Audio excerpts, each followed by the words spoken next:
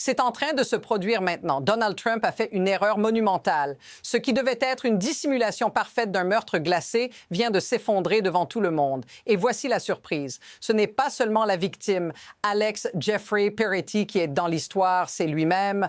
Trump, qui est désormais en train de tout perdre. Ses propres partisans commencent à se retourner contre lui, y compris ceux qui étaient autrefois ses plus grands alliés. Il pensait pouvoir tout cacher, mais l'effondrement de son plan est total et ce n'est que le début. Vous vous demandez peut-être pourquoi ça vous concerne, à vous personnellement. Eh bien, restez avec moi. Ce qui se joue ici n'est pas juste une histoire politique, c'est un tournant qui pourrait tout changer pour vous aussi. Ce n'est pas juste un incident isolé. Ce qui se passe ici s'inscrit dans un schéma beaucoup plus vaste. Un schéma dont vous avez déjà vu des morceaux, mais jamais dans une telle intensité. Trump et son régime ont échoué à cacher ce qu'il s'est passé à Minneapolis. Alex Peretti, un homme pacifique, un héros du quotidien, a été tué sans raison par ceux qu'on appelle les Gestapo de la frontière, les Border Patrol de Trump. Mais ce n'est pas la première fois que quelque chose de ce genre se produit. Cette affaire, bien plus grave que ce qu'on vous a montré, soulève une question encore plus importante. Pourquoi est-ce que l'Amérique laisse-t-elle ça arriver encore et encore? Pourquoi ce système, celui que Trump défend bec et ongles, laisse-t-il se produire des injustices aussi évidentes? C'est là que ça devient personnel pour nous tous. Ce n'est pas juste une tragédie de plus, c'est un choc qui révèle des failles profondes. Voici la réalité. Ce n'était pas un accident, ce n'était pas un malentendu. Ce meurtre, la brutalité pure, a été filmé. Alex Peretti, un homme qui avait dédié sa vie à sauver d'autres vies, a été tué par des agents de la Border Patrol sous le prétexte qu'il portait un pistolet. Mais attendez, voici ce qu'on ne vous a pas dit. Ce pistolet était légal et Peretti ne l'a jamais sorti de son holster. Il n'a jamais représenté une menace. Non seulement ça, mais il n'a même pas eu l'occasion de se défendre avant de se retrouver à terre, battu, puis exécuté à bout portant, au moins 11 balles. Pourquoi? Parce que la machine de propagande de Trump l'a déjà jugé coupable avant même qu'il ait pu être entendu. Et voici ce qui est choquant. Non seulement ce meurtre est filmé, mais l'administration Trump a immédiatement menti, le qualifiant de terroriste domestique. Comment peut-on oser dire une chose pareille? Et pourtant, ils l'ont fait. Ce qui se passe ici va bien au-delà du meurtre de Peretti. Cette affaire ne fait qu'illustrer un phénomène plus vaste, une dérive inquiétante. Regardez l'escalade. Trump, après avoir été pris dans un mensonge monumental, commence à perdre le contrôle. Sa base MAGA se fissure. Des groupes qu'il considérait comme invincibles commencent à se retourner contre lui. Des figures importantes de la droite américaine, comme des influents de Barstool, des écrivains et même des défenseurs du deuxième amendement, prennent position contre son régime, et cela ne fait que commencer.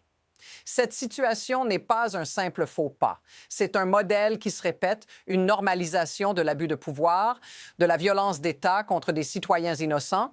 Trump et ses alliés croyaient pouvoir se cacher derrière des mensonges, mais tout est en train de se retourner contre eux. Et cette fois, le tollé dépasse les frontières des États-Unis. Mais ce n'est pas tout. Ce qui vient ensuite va changer à jamais votre perception de cette affaire. Ce qui s'est passé après la mort d'Alex Peretti est bien plus grave. Trump, ses porte-paroles et même ses partisans ont déformé l'histoire à un point inimaginable. Au lieu d'accepter les faits, ils ont choisi de les ignorer et de diffuser des mensonges. Non seulement Peretti a été accusé à tort d'être une menace, mais ils ont aussi utilisé un argument inacceptable. Sa possession légale d'une arme qu'il n'a jamais sortie a été présentée comme un prétexte pour le tuer. Mais voilà la réalité. Aucun des agents de la Border Patrol n'a été arrêté. Aucune responsabilité n'a été prise. Pourquoi? Parce qu'ils savent qu'ils sont protégés par un système qui ne fait rien face à leurs exactions. Cette contradiction entre leurs paroles et leurs actes est dévastatrice. Ça, c'est ce qui vous fait réaliser qu'il y a quelque chose de profondément malade dans ce système. Les événements s'enchaînent à une vitesse incroyable. Ce n'est plus seulement une question de Trump ou de la Border Patrol. Maintenant, tout est en train de s'effondrer. Le soutien des républicains commence à s'éroder. La presse, d'abord complice, commence à tourner la tête. Même certains membres de son propre camp se posent des questions. Des figures influentes, comme les membres du Congrès, commencent à exiger des enquêtes. Ce n'est pas un simple scandale politique, c'est une crise de légitimité. Chaque jour qui passe fait grimper la pression. Les actions de l'administration Trump sont désormais confrontées à des questions qu'elles ne peuvent pas ignorer. Et ce qui est encore plus inquiétant, la réaction mondiale face à cette injustice ne fait qu'amplifier le chaos. Les appels au boycott se multiplient. Des voix s'élèvent à l'international pour dénoncer la brutalité d'un système qui se croit au-dessus des lois. Mais que se passe-t-il si cette spirale continue? Si l'Amérique est trop divisée pour agir? Mais au-delà de la politique et des discours, il y a une réalité qui nous frappe tous. Ce n'est pas qu'une question d'idéologie ou de pouvoir, c'est une question de vies humaines. Alex Peretti, un homme qui a consacré sa vie à soigner des vétérans, à aider ceux qui en avaient le plus besoin, a été tué en toute impunité. Il n'était pas un criminel, il n'était pas un terroriste. Il était un héros, un soignant, un citoyen qui croyait en la paix et en la justice. Et maintenant, il est mort. Et si cela ne vous touche pas, c'est là que tout se complique. Ce n'est pas seulement une injustice dans un coin du pays, c'est un message qui nous concerne tous. Si vous vous reconnaissez dans ce sentiment, si vous sentez cette révolte monter en vous, dites-le dans les commentaires. Ce que nous voyons aujourd'hui peut arriver à n'importe qui d'entre nous demain.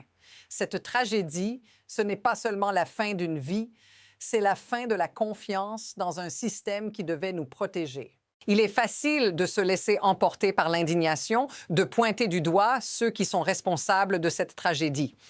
Mais la vérité est bien plus profonde. Ce qui a permis à cet incident de se produire, ce n'est pas seulement l'inaction de quelques individus, mais un système tout entier qui protège ceux qui abusent du pouvoir. Le système de Trump, l'influence de la peur, des incitations politiques et des intérêts privés ont créé une situation où des actes de violence sont acceptés comme étant normaux. Pourquoi cette impunité? Parce que ceux qui ont le pouvoir n'ont pas à rendre de compte. Le spectacle politique, la recherche de contrôle et la culture de la peur maintiennent ce cycle de violence. Les citoyens sont sacrifiés pour renforcer un système qui profite des divisions. Il est plus facile de garder le peuple en colère et divisé que de chercher une vraie justice. Cette vérité froide est ce qui rend cette histoire encore plus tragique. Elle ne fait que réitérer ce que nous avons vu encore et encore, là où ceux au sommet ont tout à gagner et ceux d'en bas sont laissés à se battre pour leur survie. À ce stade, il y a deux directions possibles. D'un côté, l'Amérique pourrait se réveiller. Le tollé pourrait être assez fort pour forcer un changement.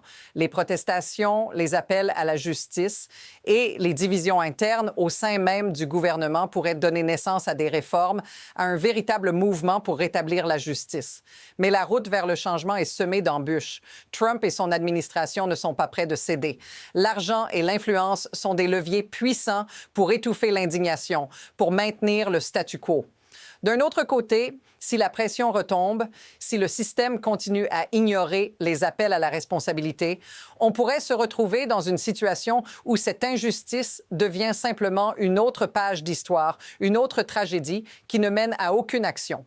Dans ce cas, la violence institutionnalisée, la corruption et l'inaction finiront par devenir une norme acceptée. Alors, où allons-nous? Ce n'est pas encore écrit. Mais la direction semble claire. Tout dépendra des actions que nous, en tant que peuple, choisissons de prendre dans les jours à venir. Ce qui s'est passé avec Alex Peretti ne se limite pas à un seul homme. C'est un signal. Un signal qu'un système qui se croit invincible est sur le point de s'effondrer si nous le permettons. C'est un point de non-retour, un moment où l'Amérique peut choisir de changer ou de continuer sur cette route de division et de violence. Ce n'est pas une simple histoire de meurtre ou de politique. C'est une histoire de pouvoir, de manipulation et de l'espoir que nous pouvons encore changer les choses. Mais l'avenir n'est pas tracé. Ce qui se passera dans les mois à venir dépendra de nous. Si vous êtes choqué, si vous êtes révolté, si vous êtes prêt à exiger un véritable changement, alors abonnez-vous, commentez et rejoignez ce mouvement pour la justice. Parce que ce n'est que le début. L'histoire de Peretti n'est qu'un chapitre d'un récit plus vaste. Et le prochain chapitre est déjà en train de se dessiner.